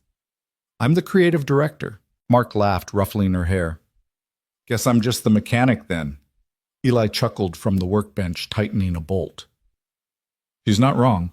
Boss lady's running the place." Emma grinned. "Exactly." One bright morning, a sleek black sedan rolled into the lot, polished so clean it reflected the shop's sign. The driver stepped out, a man in a tailored suit looking wildly out of place among grease and wrenches. His shoes alone probably cost more than half the bikes Mark had worked on that month. Mark wiped his hands on a rag wary. "Can I help you?" The man adjusted his tie. "You don't remember me, but my sister does." Mark frowned. "Your sister?" The man nodded. Her chain snapped. "You fixed her bike. Didn't charge her." Recognition hit. The widow in the denim jacket, eyes wet as she hugged him tight. Mark's chest tightened at the memory. "She got the job she was rushing to that day." The man continued. "Changed her life. She's thriving now. She told me about you. I wanted to see if the stories were true." Mark shifted uneasily. "I just fixed a bike." The man smiled faintly, almost sadly. "That's what you think. But sometimes the smallest act resets the course of an entire life." He reached into his coat and pulled out an envelope. "This is from me, and from her. A thank you." Mark hesitated. "I don't—" The man pressed it into his hand. "It's not a handout. It's gratitude. Take it." With that, he slid back into his sedan, the engine purring smooth as it disappeared down the street. Mark stared at the envelope, heart thudding. He opened it slowly. Inside lay a check, enough to cover the shop's rent for an entire year. His knees nearly buckled. He sat heavily on the stool, the paper trembling in his hands. Emma peeked over his shoulder. "Daddy, is that money?" Mark swallowed hard. "Yeah, Bug. More than I've ever seen in one place." Her eyes widened. Does this mean we can buy extra crayons? Mark laughed, a rough broken sound that spilled into something real. Yeah, Bug. We can buy all the crayons. Eli leaned against the counter, grinning. Guess the shop's safe for a while. Mark nodded slowly, emotion choking him. Safe. Yeah. He tucked the check into the storage shelf beside Harlan's photograph and Cole's note. Not as cash, not as numbers, as proof. Proof that kindness had a way of circling back, sometimes louder than thunder. That night, after Emma drifted to sleep with her pink jacket folded beside her pillow, Mark sat alone at the counter. The Harley gleamed in the corner, a silent guardian. He traced the edge of the envelope with his fingers, thinking of his father. Rusty had built his reputation on second chances, on fixing what others threw away. And now somehow his son was carrying that torch. Mark whispered to the dark, I hope I'm making you proud. The silence didn't answer, but in his chest something eased. The next morning the shop brimmed with laughter. Emma taped another drawing to the wall, this one of the three of them all holding wrenches surrounded by stars. Across the top in bold crayon letters she wrote, Family Team. Ridge stopped by to drop off parts. He glanced at the drawing, then at Mark. His smirk softened into something warmer. Looks about right. Mark exhaled, nodding. For the first time he believed it. Spring had fully settled in by the time the shop reached its busiest rhythm yet. The bay doors stayed open most days, letting warm air drift in with the hum of bees and the smell of freshly cut grass. Engines purred, laughter echoed, and the clang of tools was almost musical. Danner Customs wasn't just surviving anymore, it was alive. Mark found himself moving with ease between lifts, his body carrying the memory of motions he'd once doubted he could learn. His hands, once tentative, now knew when to push, when to ease, when to listen. Grease stained his forearms, sweat streaked his face, but his spirit carried something new, confidence. Eli had transformed too. The skittish boy who once muttered apologies for existing now stood straighter, his motions sure as he adjusted valves or tested wiring. Mark had begun teaching him step by step, watching with quiet pride as he absorbed each lesson. Sometimes, when Eli thought no one was looking, he'd hum under his breath while working a soft, tuneless thing that sounded suspiciously like happiness. Emma ran the front like a true manager. She handed out clipboards, explained repairs in her childlike language, and charmed every customer with her crooked smile. Her pink leather jacket hung proudly on the coat rack, and whenever bikers rolled in, they saluted her as little rivers, their respect as real as if she were grown. One afternoon, while Eli tightened a chain, Mark leaned against the counter watching him. You're getting good at that, he said. Eli shrugged, though a shy grin tugged his lips. You're a good teacher. Mark shook his head. Nah, you just needed someone to hand you a wrench instead of a lecture. Eli's hands stilled. His eyes dropped, and for a moment Mark thought he'd pushed too far. But then Eli whispered, voice rough, Nobody ever did. Not until here. Mark's chest tightened. He reached out, clapped Eli gently on the shoulder. Then we'll keep doing it. One bolt at a time. Eli nodded hard, blinking fast. I won't let you down. You already haven't, Mark said quietly. That evening, when the shop had finally emptied, Ridge stopped by. He found Eli sweeping the lot. Emma perched on the counter, coloring flames on an old receipt, and Mark wiping grease from his hands. Ridge nodded toward Eli. Kid's got good instincts. Reminds me of you. Mark chuckled. Hope that's a compliment. It is, Ridge said. Rusty always said some people just need a place to belong. Looks like you gave him one. Mark looked at Eli, who was carefully lining up the broom against the wall. The boy caught his gaze and offered a small, uncertain smile. Mark smiled back. Yeah, maybe I did. The next day, a new customer arrived. A young mother with a baby strapped to her chest, pushing a scooter with one flat tire. Her voice trembled as she explained, I can't afford a replacement. I just need it safe enough to get me to work. Mark crouched down, nodding. We'll make it happen. Eli fetched tools without being asked. Emma entertained the baby with silly faces until the child giggled. When the scooter rolled out of the bay, fixed and sturdy, the woman's eyes filled. I don't know how to thank you. Just keep riding, Mark said simply. She hugged him quick tight, then left the sound of the scooter fading down the street. Eli stared after her, his jaw tight. That was my mom once, he muttered. When I was little. Nobody ever helped her. Mark's throat tightened. He rested a hand on Eli's shoulder. Then we're making sure someone else doesn't feel that alone. Eli swallowed hard, nodding. As weeks passed, Eli's confidence grew. He stayed later, worked harder, absorbed everything. He even began sketching in a battered notebook during lunch breaks, rough diagrams of engines, lists of parts, questions scribbled in the margins. One afternoon, Emma peeked at the notebook and gasped. "Daddy, look." Eli made his own manual. Mark flipped through the pages, stunned. The handwriting was messy, but the detail was sharp. Notes on carburetors, wiring, torque ratios. "You're building more than a notebook," Mark said slowly. "You're building a future." Eli's cheeks reddened. He tried to shrug it off, but the pride in his eyes betrayed him. That night after the garage lights dimmed, Mark sat on the curb outside Emma, curled against his side. Eli leaning on the step nearby. Fireflies blinked in the field across the street. The Harley gleamed faintly through the open door, a silent sentinel. Emma broke the quiet first. "Daddy." "Yeah, Bug. Do you think Grandpa knows what we're doing here?" Mark stared at the Harley, his throat thick. "Yeah, I think he does."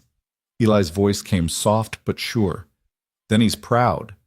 Mark turned to him, surprised. Eli met his gaze with steady eyes, and for the first time, Mark believed it.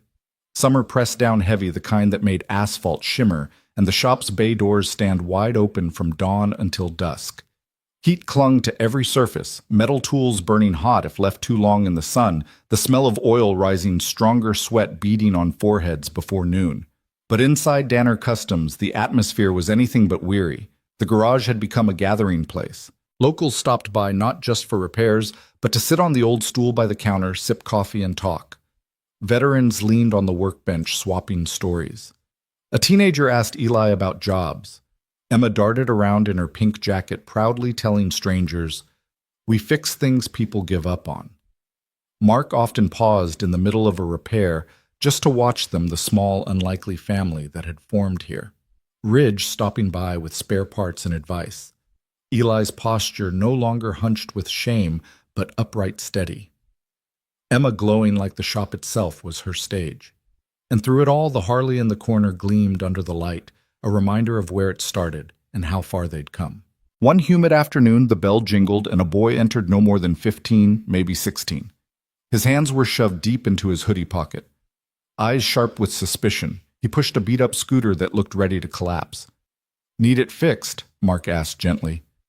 The boy shrugged. "Maybe, if it's cheap."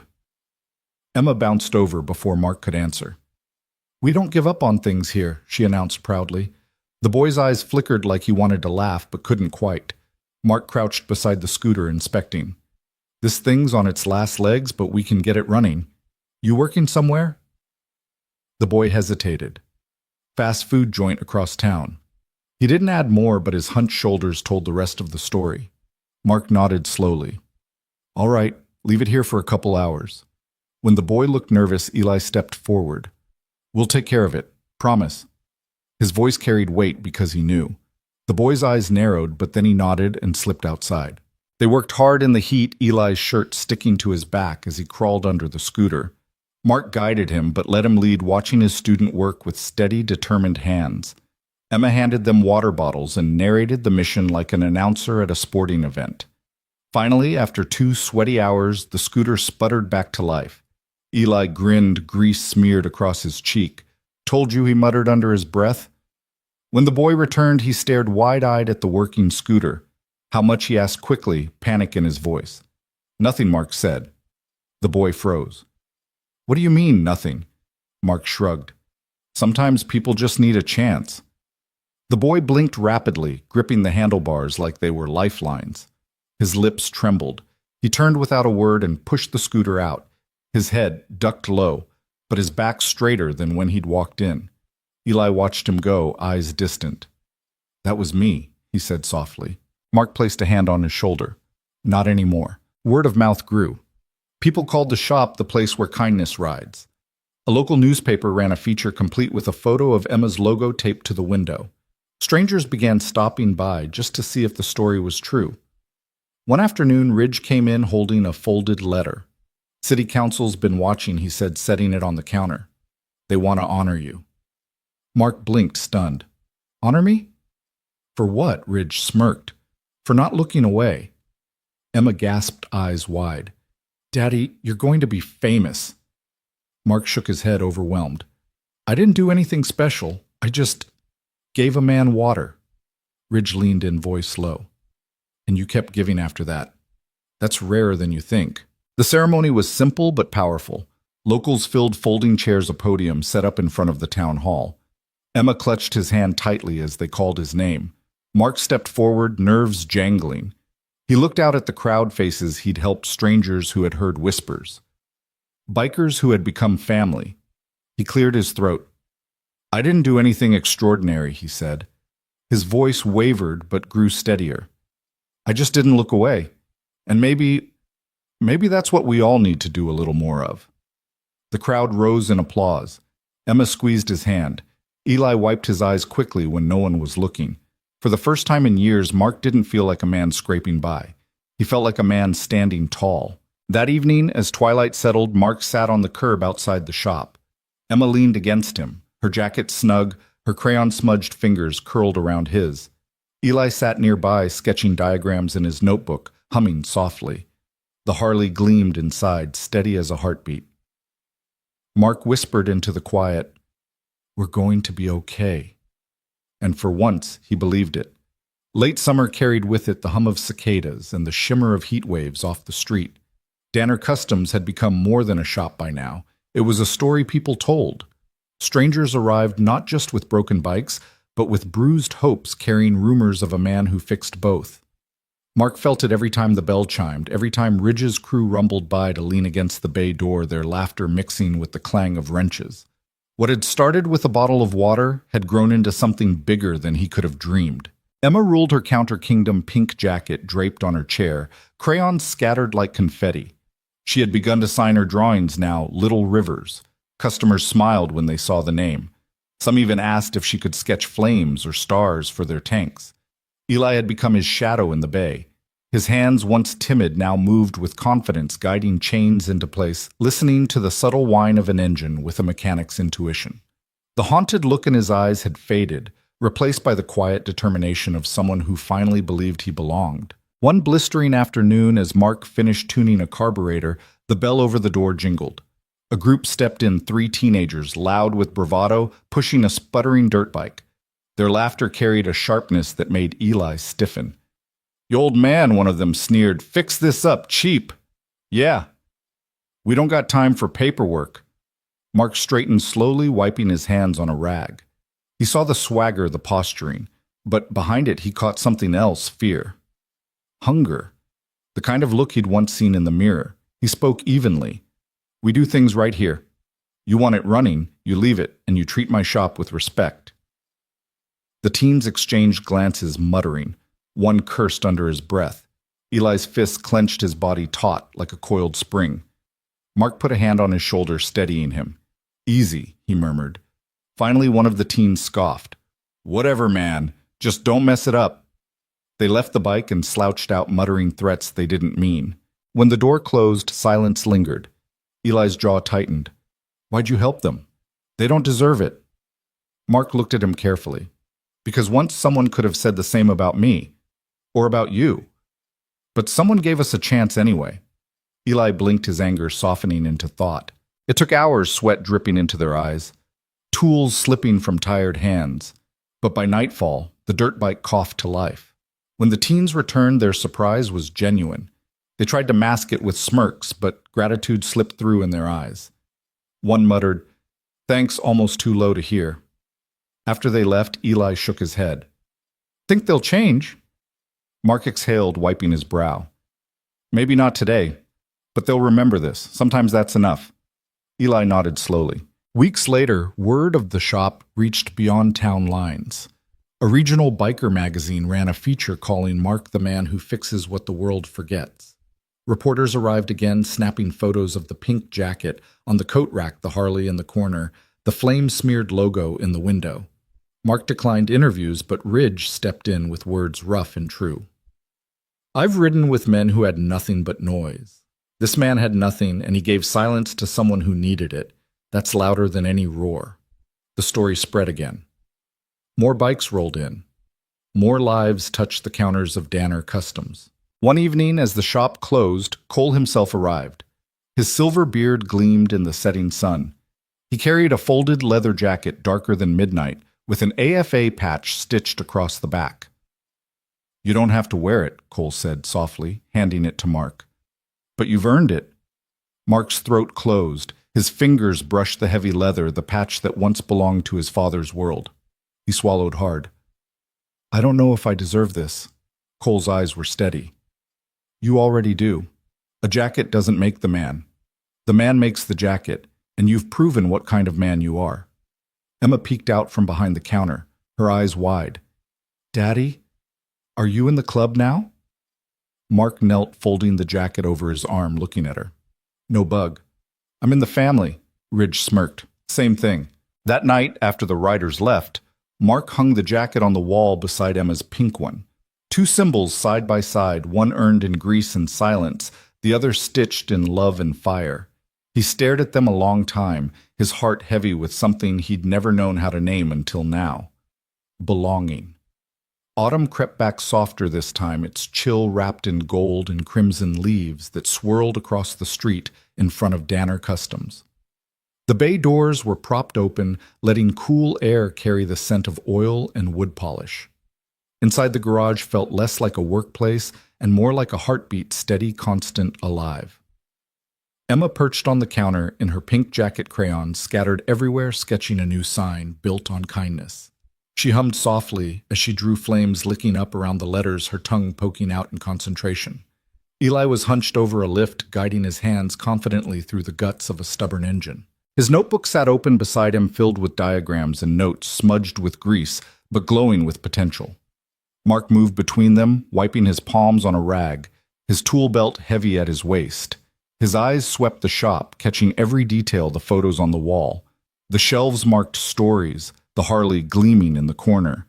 The sight filled him with something he hadn't known for years, peace. Late afternoon brought the low rumble of engines. Not 40 this time, just a handful. Ridge led the way, Cole beside him, the rest of the riders fanning out until they formed a familiar wall of steel outside the shop. Emma squealed, dashing to the bay door. Uncle Ridge, she shouted, arms waving wildly. Ridge chuckled, ruffling her hair as he stepped inside. How's my little captain? Busy, she said seriously, pointing to her drawing. We're branding. Cole laughed, the sound deep and warm. Looks better than half the paint jobs I've seen. Mark smiled, shaking his head. She's taking over. That was always the plan, Ridge said with a grin. They weren't here for a repair. They were here for something bigger. Cole set a folded note on the counter, his expression solemn. The city council wants to honor you again. Bigger this time. They're calling it an example of moral courage in working-class America. Mark stiffened. All this for giving a man water. Ridge's eyes softened. It wasn't the water, brother. It was the way you gave it. No cameras, no witnesses, just kindness when nobody was looking. Emma tugged his sleeve, whispering, Daddy, you have to go. You have to tell them. Mark swallowed the weight of it, pressing down. He looked at Ridge, then Cole, then Eli, then finally at Emma. He saw their faces, their faith in him, their belief that what he'd done mattered. He nodded slowly. All right, I'll go. The event filled the small community center to bursting. Folding chairs lined the hall, neighbors crowding the aisles, kids perched on laps. A banner stretched across the stage, celebrating everyday heroes. Mark stood behind the podium, hands shaking. Emma sat in the front row, chin lifted proudly. Eli leaned forward, his notebook forgotten in his lap. Ridge and Cole stood in the back like sentinels. Mark cleared his throat. His voice came rough at first, then steadier. I'm not a hero, he said simply. I'm a mechanic, a father, a man who made mistakes. I didn't do anything extraordinary. I just didn't look away when someone needed help. And maybe that's what we all can do, not look away. Silence held for a beat. Then applause thundered, filling the hall, rattling his bones. Emma jumped to her feet, clapping until her small hands turned red. Mark's throat tightened, his eyes burning. For the first time in years, he didn't feel invisible. He felt seen. Winter came quickly after, but this time it didn't feel harsh. Locals brought pies, cookies, and warm coffee to the shop. Riders dropped by with firewood stories and laughter. Emma decorated the office window with stars, each one cut from glitter paper, each one taped with pride. On Christmas Eve, the sound returned the familiar thunder of 40 engines rolling down the street. Mark stepped outside with Emma and Eli, his breath fogging the air. This time the riders weren't here for him. They were here for her. Ridge opened a large box and pulled out a brand new miniature bike painted in pink flames, her name in gold across the tank, Little Rivers. Emma gasped, her hands flying to her mouth. For me, for our Captain Cole said with a grin. Family rides together, Emma squealed, throwing her arms around Mark's waist. Daddy, I'm really one of them now. Mark bent low, kissing the top of her helmeted head. You always were, Bug. The riders cheered. Engines roared. Snowflakes fell. And in that moment, under the glow of the shop sign, Mark realized something simple but powerful. This wasn't just a garage anymore. It was a legacy. It was family. Your thoughts will help us create meaningful stories. And if you want to hear more powerful healing stories like this, don't forget to subscribe to the channel, click the bell icon so you don't miss any new episodes. And most importantly, share this video with people who need a little hope today. Thank you so much for your time. We hear you, we listen to you, and we are honored to tell these stories for you.